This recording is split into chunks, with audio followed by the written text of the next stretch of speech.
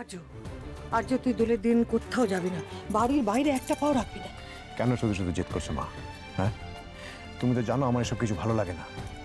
আগে তো আমি বাড়ির কোনো অনুষ্ঠানে কখনো থাকতাম না।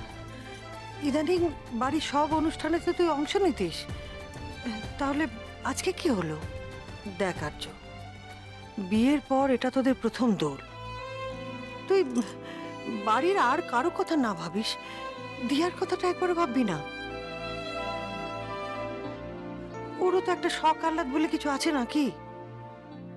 দোলের দিনে তুই বাড়ি থেকে চলে গেলে ওর ভালো লাগবে। কার কিসে ভালো লাগবে, কিসে ভালো লাগবে না, তাতে আমার সত্যি কিছু এসে যায় না মা।